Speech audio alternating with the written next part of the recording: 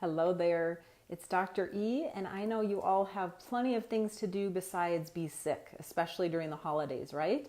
And I'm seeing plenty of people throughout the year, but especially during the winter months, who have sinus issues, sinus congestion, sinus infections, and I want to teach you some things you can do at home that are free and really easy to help drain those sinuses, okay? So the theory behind it is anytime we have stagnation, whether we are sitting and not moving or whether our lymphatic tissue and lymphatic system is having some stagnation, issues happen. So our body wants to remain in balance or homeostasis, but we have to keep moving. So when we don't move and exercise, we get pain and inflammation and weight gain. And same thing with our lymphatics and our sinuses. If they're not moving, things are pooling. Microbes are basically pooling as well. Think of it like water. If standing water is standing, then mosquitoes are more likely to congregate, right? And that algae and nasty water. So it's a similar theory. So we want to get things moving, so that's what I'm going to teach you today. So one thing you can do is, we're going to go through a few, but with any illness, not just sinus issues, and keep in mind I'm holding the camera with one hand, the phone, but you can do this bilateral or on both sides.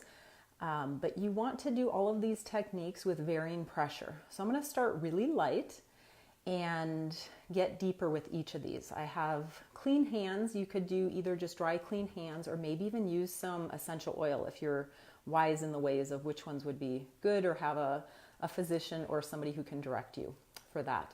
But our lymph, we have a lymph throughout our entire body. I'm just going to highlight some areas today that are focused more on head and sinus drainage and upper respiratory crud. And so one of those is right in this hollow area right above your clavicle bone or your collarbone. And so here is our SCM muscle. You're going to go in the hollow right lateral or on the outside of that. And so start with very light pressure, pushing, pressing, and then you can get deeper. And for the sake of time, I'm going to abbreviate all these techniques. You can do all of these, 10 to 50 times as long as I'm doing them here. So we want to drain the pipe here, and then we have so much lymph near our SCM muscle here. And so you can start with very gentle pressure and then get more depth and pressure with it. So we're draining down to this area where we started. And then we have a lot of lymph system in this parotid area. We also do under our chin, under our mandible here, but we're going to focus here and drain this entire area through here. So drain this down from your cheek. And like I said, I'm going much faster than you would. From here, light, and then eventually get deeper. And we're really moving things down all throughout this region, right? So that's going to be kind of a warm-up. Then the thing that really gets things moving, I do this to patients on the table all the time, and literally within a minute or so, they start to drain. So you're going to put one, you can use your thumb, your finger, whatever, but one finger right at your glabella or your third eye, and you're going to push about as hard as you can tolerate. We're trying to move bones here, literally.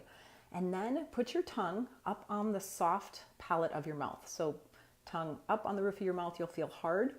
Then go posterior or back towards your spine, and it will get softer. That's where you're going to push with your tongue, and you're going to alternate.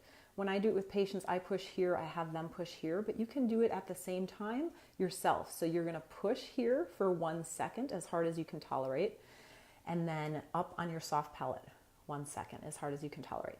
Once again, for the sake of time, I'm not going to go through that all, but it's push, relax, push, relax.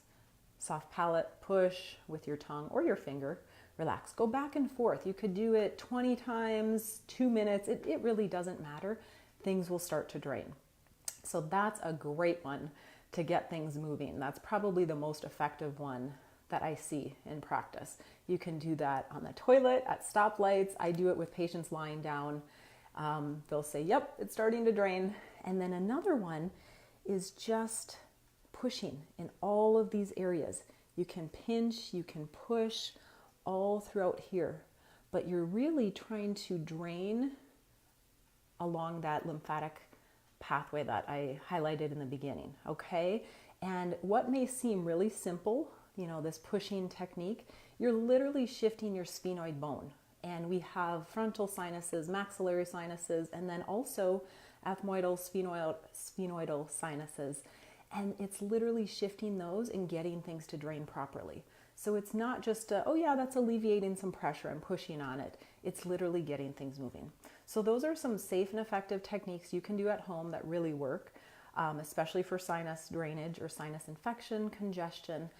Things that we can do in office, there's so many options. Usually I'll include an acupuncture needle here, and within 1 to 2 seconds, people notice, I can finally breathe through my nose. That's amazing. I've done other videos on steam inhalations where you can check out the video, but that's super easy. You can do that at home with some essential oil or herbs and a pot of water and basically a towel. Super easy.